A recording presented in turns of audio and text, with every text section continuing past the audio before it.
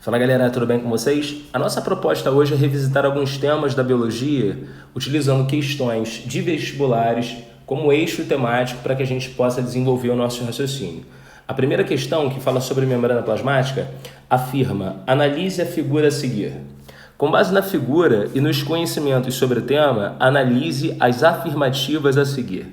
Aí o primeiro ponto seria: graças a seus receptores específicos, a membrana tem a capacidade de reconhecer outras células e diversos tipos de moléculas, como por exemplo hormônios.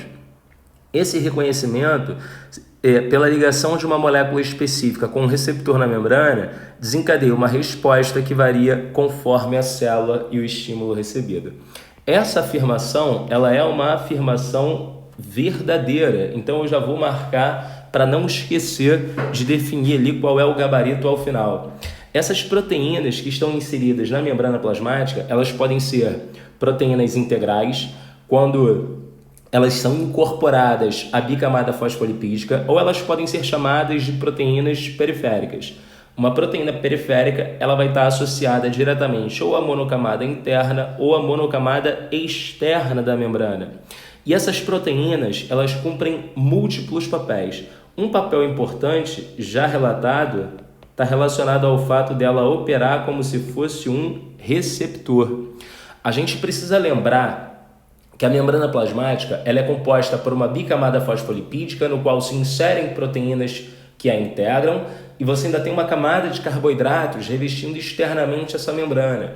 É o chamado glicocálix, que inclusive tem função de reconhecer partículas antigênicas, né? Define a formação dos complexos de reconhecimento de histocompatibilidade. Mas enfim, a membrana plasmática ela tem esse modelo arquitetônico, que é chamado de modelo do mosaico fluido. E nesse modelo do mosaico fluido, essas proteínas elas cumprem múltiplos papéis. É necessário que você entenda que o papel de receptor está diretamente relacionado ao fato dessa membrana ter permeabilidade seletiva.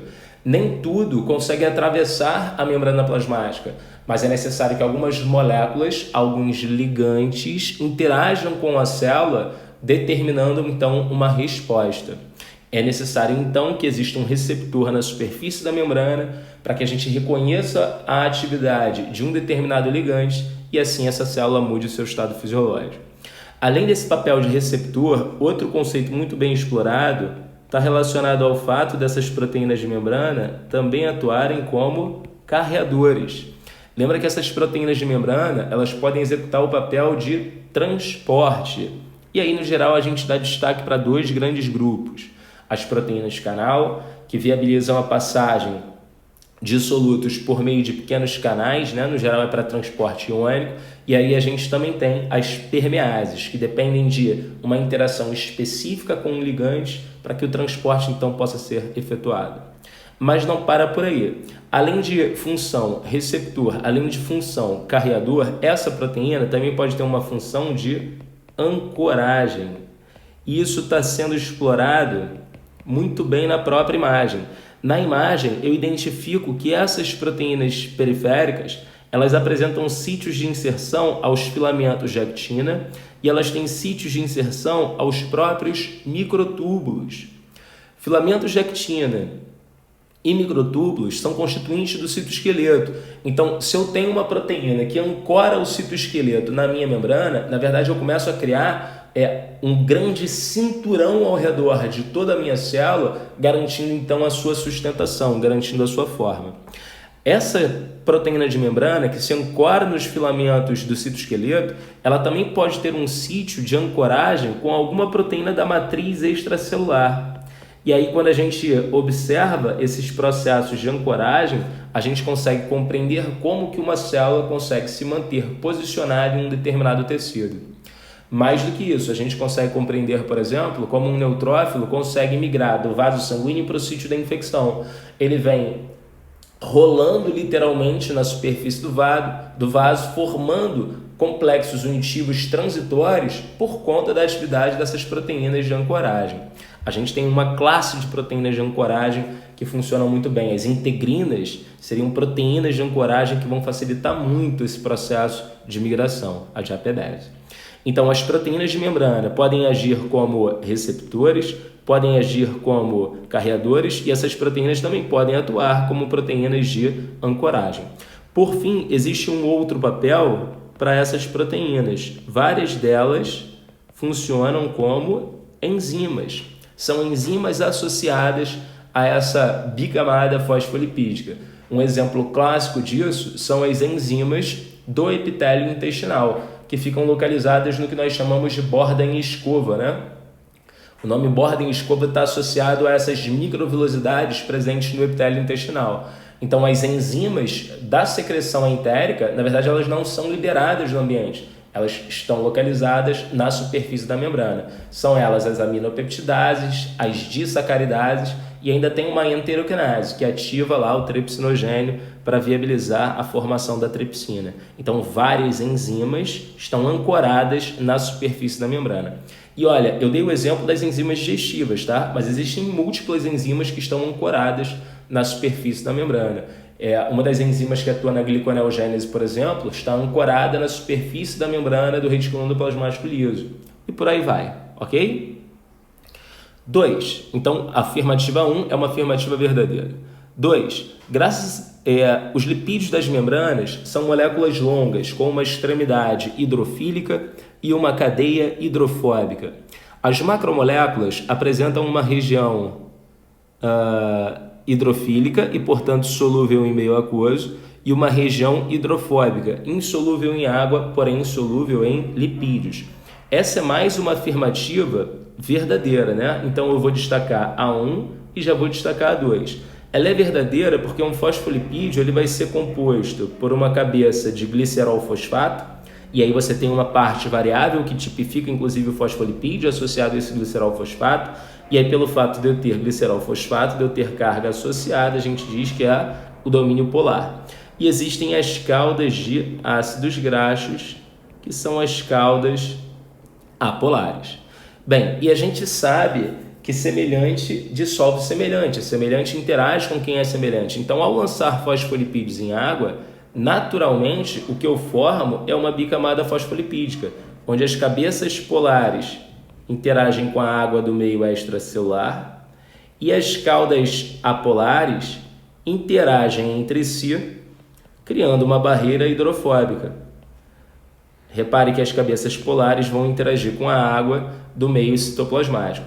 Obviamente que isso é um segmento da minha membrana, né? Então eu tenho a água interagindo com o meio externo, a água interagindo com o meio interno, e aí a gente vai com a água interagindo externamente, internamente, e essas extremidades aqui obviamente vão se selar.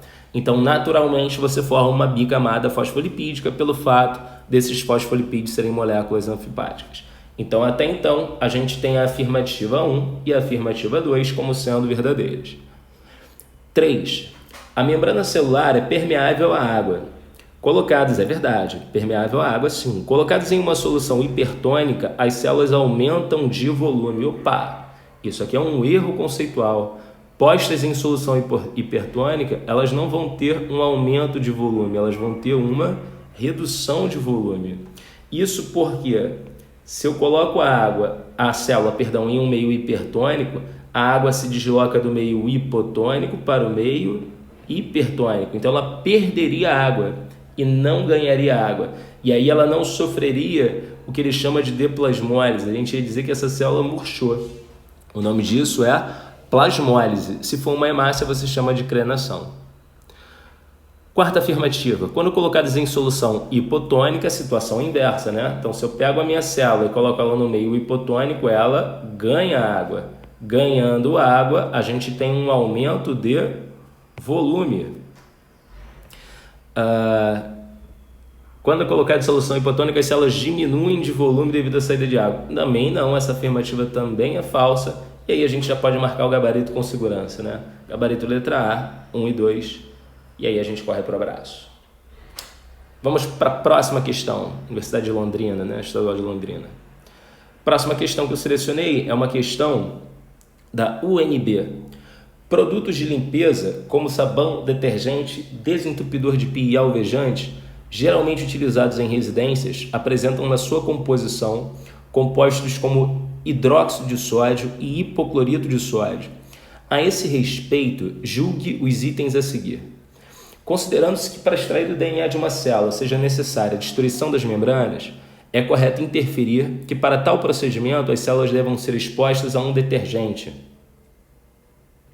Ele quer que a gente julgue esse item. Bem, esse item é verdadeiro. Julgamos facilmente e muito rapidamente. Pô, Felipe, por que esse item é verdadeiro? Porque existe um princípio da química chamado de semelhante dissolve semelhante.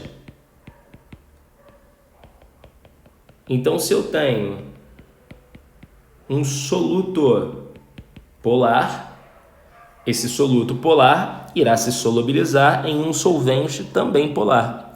Se eu tenho um soluto apolar, ele vai se solubilizar em um solvente apolar. E aí, como a sua membrana é de natureza lipídica, é necessário utilizar o detergente, que é um solvente apolar, para viabilizar a sua degradação. Inclusive, existe um modelinho experimental muito interessante, que é uma prática. Geralmente a gente faz isso em sala de aula com os alunos que estão tendo o primeiro contato, né, com a biologia. A gente pega um vegetal, exatamente porque os vegetais, no geral, eles são poliploides, né? No geral não, mas muitas espécies são poliploides. Você tem a banana, que é poliploide, você tem o morango, que é poliploide. Eles têm mais de 2 conjuntos de cromossomos. E aí, se eles são 4N, 6N, 10N, se eles têm mais de 2 conjuntos cromossômicos, eles têm mais DNA para ser extraído. A etapa inicial consiste em fazer uma maceração. Então, a gente processa esse tecido vegetal ao máximo para aumentar a sua superfície, aumentar a superfície das partículas. E aí, depois a gente coloca detergente. O detergente, ele vai degradar, né? Ele vai degradar a membrana plasmática, permitindo então que a gente tenha acesso ao DNA. E aí depois a gente faz uma solução salina, porque em contato com uma solução salina, você tem a precipitação de vários solutos, e aí o DNA ele vai parar no sobrenadante, vai parar na superfície. Então a gente consegue identificar visualmente a molécula, né? Na verdade, o que a gente vê é uma nuvem que a gente sabe que é onde o DNA vai estar localizado por conta dos processos de precipitação. Bem, então é interessante que a gente faça o uso do detergente. Por isso que é importante também lavar as mãos, né, gente? Isso é uma discussão que está super em pauta. Lavar as mãos solubiliza qualquer tipo de envelope de natureza orgânica, que seja apolar. A gente viu isso agora na infestação, né, pelo coronavírus, falando no uso de álcool em gel e no uso do detergente, né? De lavar as mãos, higienizar as mãos para destruir o envelope viral. Só lembrando que o envelope viral ele é de natureza orgânica, mas ele não é composto por uma bicamada fosfolipídica, né? O envelope viral, o capsídeo viral, ele é de natureza proteica. Também se solubiliza utilizando solvente orgânico. E alguns vírus envelopados ainda têm um envelope, esse sim, de natureza fosfolipídica. Mas, no geral, os vírus eles são não envelopados. Próxima questão.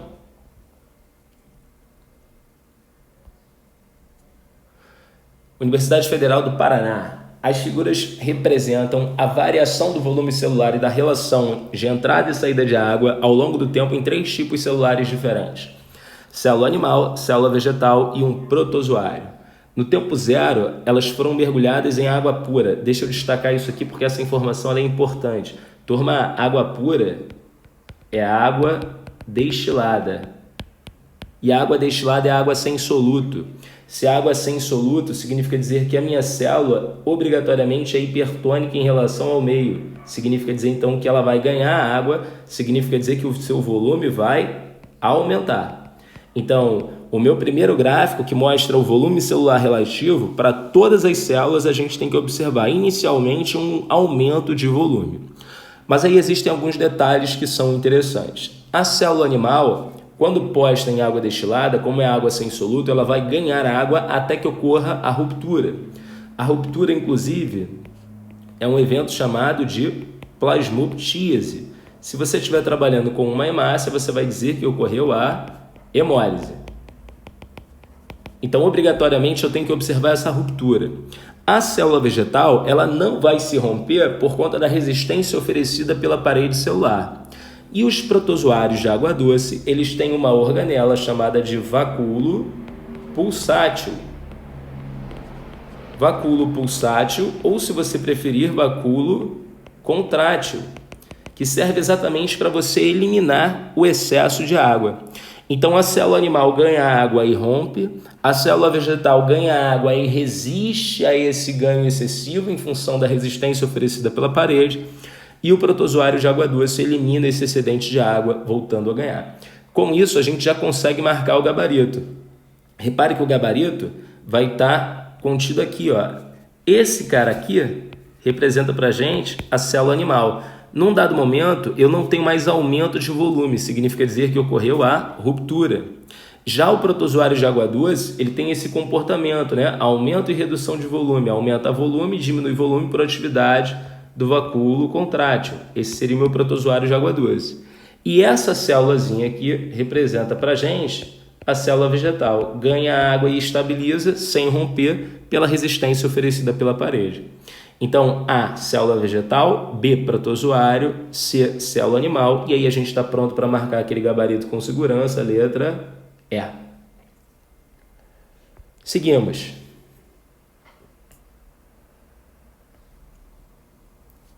Universidade Federal do Rio Grande do Sul, considere o enunciado abaixo e as 4 propostas para completá-lo.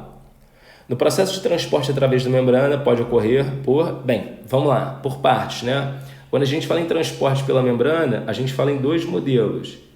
A gente fala no transporte passivo e a gente fala no transporte ativo.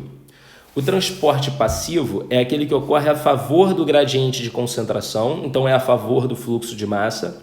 Não há gasto de energia, é a própria cinética molecular quem determina as bases do transporte e iguala a concentração entre os 2 meios.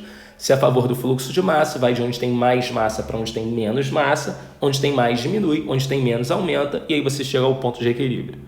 Repare que o transporte ativo, ele fala exatamente o oposto, né? Se no passivo vai de acordo com o fluxo de massa, no ativo é contra o fluxo de massa. Então vai de onde tem menos para onde tem mais. Significa dizer que você aumenta o gradiente de concentração entre os 2 meios, né? Porque onde tem menos vai ter cada vez menos, onde tem mais vai ter cada vez mais. Então ele gera um gradiente para um determinado tipo de soluto. E como eu estou movimentando essa partícula contra o gradiente de concentração, eu tenho que adicionar energia para que efetivamente esse evento venha a acontecer. Bem, o transporte passivo ainda se divide em 2 modalidades. A gente costuma falar na osmose, para o transporte do solvente, e difusão para o transporte do soluto. O solvente geralmente é água, né? Então a osmose geralmente está associada ao transporte de água. A difusão está associada ao transporte dos diferentes tipos de soluto, e essa difusão ela pode ser chamada de difusão simples e ela pode ser chamada de difusão facilitada. Difusão simples quando ocorre pela bicamada fosfolipídica, difusão facilitada quando você tem uma proteína de membrana efetuando o transporte. Então, quando eu olho para os modelos de transporte, no item 1, a difusão facilitada é um modelo de transporte ativo. A gente pode marcar esse como sendo o gabarito. Passivo, né? A difusão facilitada é um tipo de transporte passivo. Marca o gabarito. O transporte passivo ocorre a favor do gradiente de concentração. A gente também marca essa. O transporte ativo é feito com gasto de energia. A difusão simples independe do gradiente de concentração. Não, a difusão simples depende do gradiente de concentração. Exatamente porque a gente sabe que o soluto vai se deslocar de onde ele tem maior concentração para onde ele tem menor concentração. Então, o item 4 não representa uma verdade. 1, 2 e 3 é o gabarito. Marcamos mais um com segurança, letra C.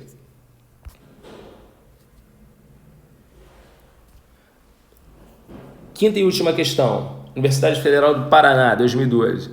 2 tipos de transporte que podem acontecer nas membranas plasmáticas são o transporte passivo e o transporte ativo. O primeiro pode acontecer por simples difusão do elemento a ser transportado.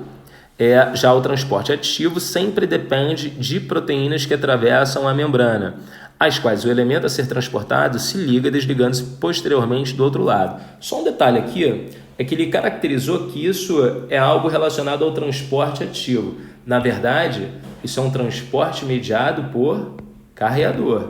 Ele está explorando aquele conceito de que um carreador é uma proteína. Sendo uma proteína, ela vai apresentar um ponto de saturação. Então, eu vou ter uma velocidade máxima de transporte, um número máximo de partículas sendo transportados por unidade de tempo. Se eu tenho 10 carreadores na superfície da membrana, eu vou conseguir transportar 10 moléculas por unidade de tempo, não mais do que isso. Então, na verdade, ele está fazendo referência ao transporte ativo, mas ele deveria falar em transporte mediado por carreador. E aí pode ser um transporte ativo ou uma difusão facilitada. O comportamento vai ser o mesmo. Ambos os tipos de transporte estão esquematizados na figura abaixo. Com base nessas informações e nos conhecimentos da biologia celular, assinale a alternativa que apresenta corretamente os gráficos de cada tipo de transporte. Bem, repare que a difusão simples, ela depende somente do gradiente de concentração. Então, se eu apresento 3 bolinhas do lado de cá e uma bolinha do lado de cá, vai passar uma bolinha por unidade de tempo. E aí eu fico com 2 e 2. Agora, se eu aumentar a concentração no meio intracelular para 5, e aqui fora eu continuo tendo 1, agora eu passo a transportar 2 bolinhas por unidade de tempo. Se eu estou transportando mais soluto por unidade de tempo, a minha velocidade de transporte aumenta. Repare então que a difusão simples, ela depende somente do gradiente de concentração. Então, se eu faço um gráfico que mostra a concentração de S, né, que é o substrato que vai ser transportado, em função da velocidade desse transporte, na difusão simples, eu teria algo assim, né, uma linear, né? Eu teria ali uma retinha linear. Esse crescimento é linear, porque quanto maior a adição de soluto, maior o gradiente. Quanto maior o gradiente, mais partículas sendo transportadas por unidade de tempo. É diferente do transporte ativo ou da difusão facilitada, porque se eu tenho 10 carreadores, eu consigo transportar 10 partículas por unidade de tempo, até 10, não 11 ou 12. Significa dizer que quando eu construir o meu gráfico, que mostra o substrato que é transportado e a velocidade do transporte, eu deveria ter um crescimento exponencial e posteriormente estabilizaria. Estabilizaria chegando a um valor para velocidade máxima por conta da saturação do carreador. Nos nossos encontros presenciais eu falo isso sistematicamente. A gente apresenta esse gráfico quando a gente fala de cinética enzimática. Mas esse gráfico, na verdade, ele serve para toda e qualquer proteína, porque num dado momento você vai ter a saturação do carreador. Vamos achar as opções. As opções, então, elas devem apresentar a difusão simples como sendo uma reta, a difusão simples uma reta e a difusão facilitada ou transporte ativo com a saturação do carreador. E a gente acha isso logo no item A. O item A é o gabarito da questão. Marcamos mais uma vez com segurança.